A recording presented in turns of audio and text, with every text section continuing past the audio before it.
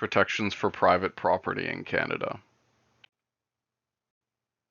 So the question I'm asking is, should the Canadian Charter of Rights and Freedoms under Section 7 include protections for private property? The preamble, this is for some context. So, what are rights to private property? Private property is not the same as personal property. An individual owning their car, house, or clothes is not private property, but rather personal property.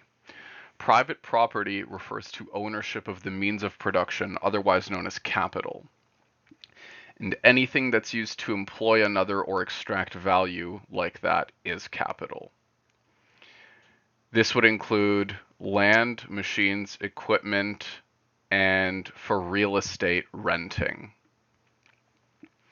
With this in mind, for a vast majority of Canadians already, any reform regarding private property would not affect them at all since they already do not own capital. So some counterparts to the Canadian situation.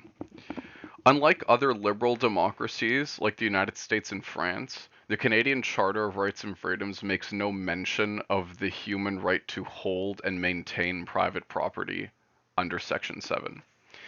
In the United States and France, rights to private property are enshrined in the 5th and 2nd articles of their respective Bills of Rights.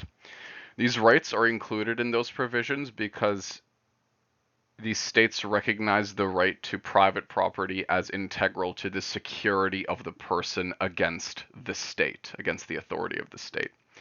As such, an inclusion or exclusion of such a right would be in Section 7 of the Canadian Charter.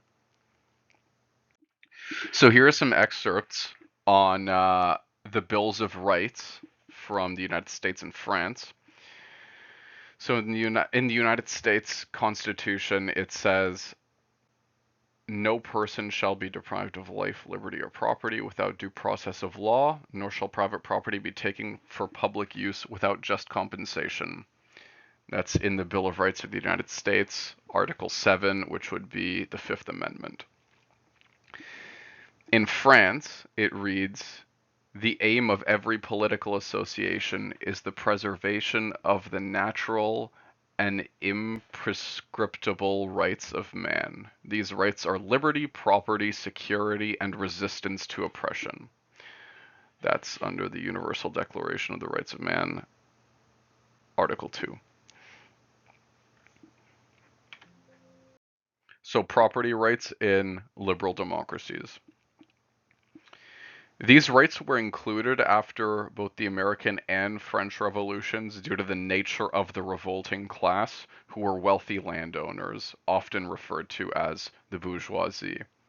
They were meant as a guarantee from seizure by the aristocratic class. And it's clear that these political regimes in both the United States and in France were originally established by the bourgeoisie and for the bourgeoisie to protect the interests of that very class. It's further evident that the entire rehauled political systems of the United States and France were meant not to alter too much about the social hierarchy, but to merely replace the monarchy with the capital owning class at the top level of the socioeconomic ladder. So enfranchisement in early liberal democracies.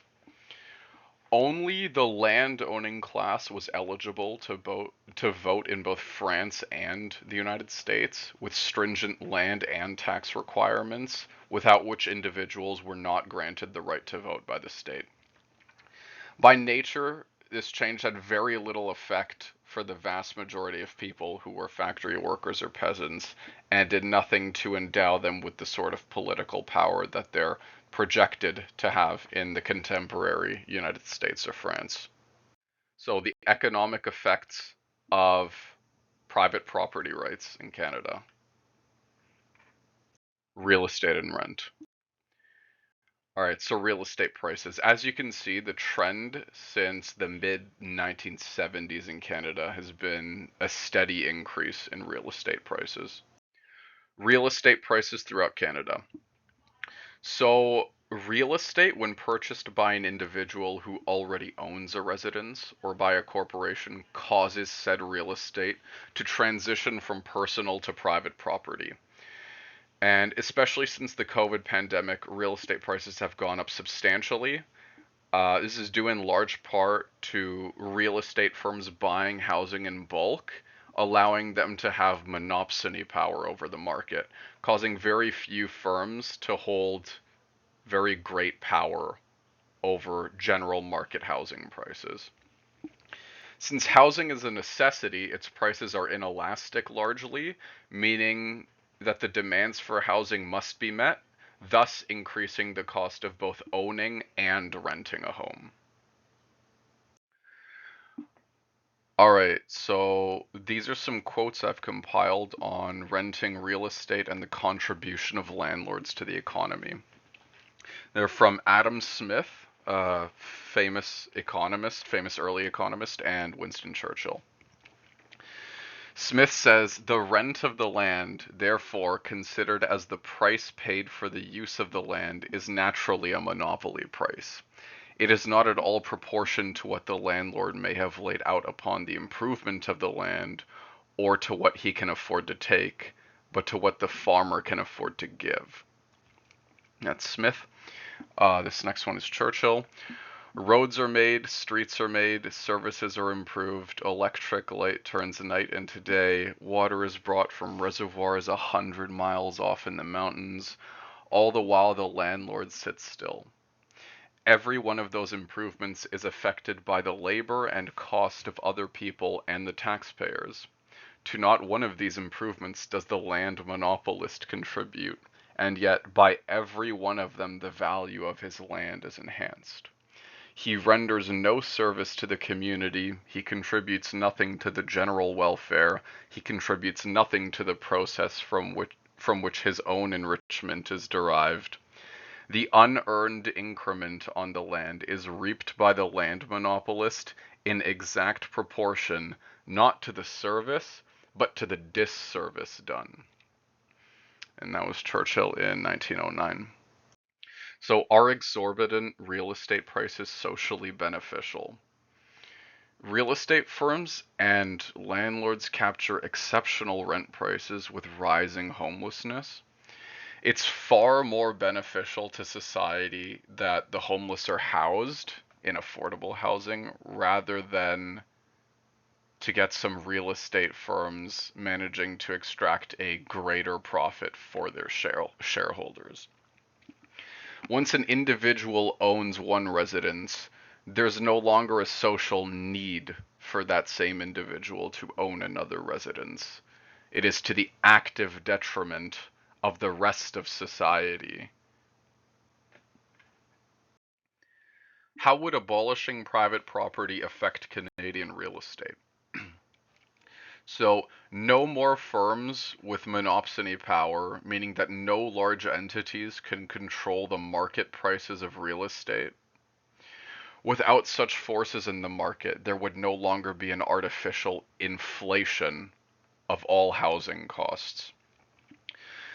Without subversive market forces at play, it will allow for all of society to have access to affordable housing.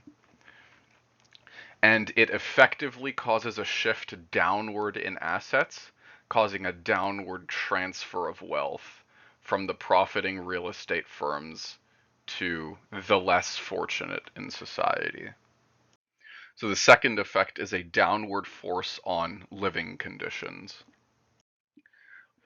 So, opposing interests of the bourgeois and working class. The quote is, "In the continuous struggle between capital and labor, the capitalist constantly tending to reduce wages to their physical minimum and to extend the working day to its physical maximum, while the working man constantly presses in the opposite direction. The matter resolves itself into a question of the respective powers of the combatants." And this quote is from Value, Price, and Profit by Marx in chapter 14. So, with this quote from Marx, he demonstrates that the capital owning class and the working class have interests in stark contrast with one another. with the bourgeois class doing everything in their power to maximize productivity, hours worked, days worked, and lowering wages, while the working class has interest to demand for the exact opposite, with more lenient hours, higher wages, and safer working conditions. So, capital and the profit incentive. The capital owning class is interested in profit not because of greed, but because the system necessitates it. And if they do not seek profit, they will be run out of business. The way they maximize this profit is by extracting the surplus value of labor from the working class, alienating the workers from the true value of their labor. They put downward pressure on the working class by forcing working conditions and wages down and increasing working hours to as high as possible while still extracting surplus value for profit. How would abolishing private property affect living conditions? So, abolishing private property would remove the profit incentive. With the removal of that profit incentive means the existing principal agent problem between employers and employees would no longer exist. As such, removing property rights comes with higher wages, better working hours, fewer working days, and the non-extraction of surplus value from the labor of the worker by a third party. So the societal effects of class divide. Wealth and influence inequalities. This image shows the gross inequalities in wealth distribution by decile present in Canada in the year 2012. As shown here, the top decile has more financial assets than the bottom 9 combined. On the social necessity of wealth inequality. Wealth in this chart is largely a metric of capital ownership, with the cost of capital goods being valued in shares to evaluate the worth of a business. It is socially unnecessary and irresponsible for such inequalities to exist in Canadian wealth distribution. As a developed nation, we should strive to ensure that all Canadians are adequately wealthy and prepared for the future. Such levels of inequality may unfortunately seem normal in the banana republics of Central America, but certainly not in a member of the G7 and a highly industrialized, sophisticated country like Canada. The capital owning class has created the system for themselves, along with the institutions, to ensure that capitalism prevails, hence why inequalities like this are not addressed, because they exist by design as part of the system and is that same system functioning as intended. So Canadian media influence. This is a chart of the ownership of Canadian media firms. So the bourgeois influenced media. The role of the media in a democracy is to be the eyes and the ears of the nation, reporting on current events in an unbiased and trustworthy manner.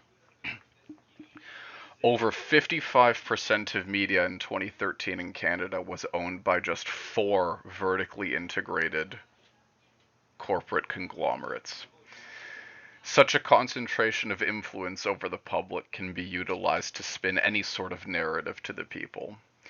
The media corporation executives, who are divided by competition but united by class, have a vested interest in ensuring the position of the capital owner in the socioeconomic hierarchy, while ensuring that any malediction from the working class is redirected to others in that same working class, ensuring a survival of the bourgeois class at the pinnacle of said hierarchy.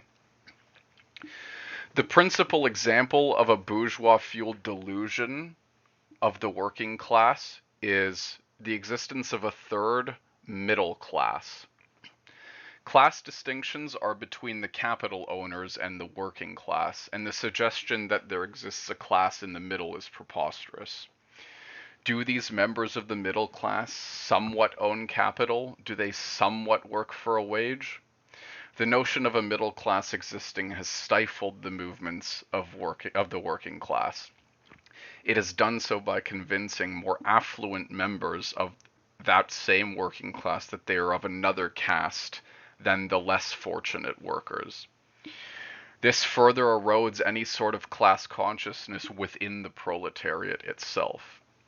It is without doubt that some proletarians are worse off while some are better off. However, it is incorrect and dishonest to suggest that both groups who exist as workers would not benefit from the abolition of private property. How would abolishing private property affect wealth and influence inequality? No more struggling to pay for goods while the capital owning class leverages their position to increase profits at the expense of the working class. The abolishment of private property means that there would not be a concentration of wealth and influence in the media industry.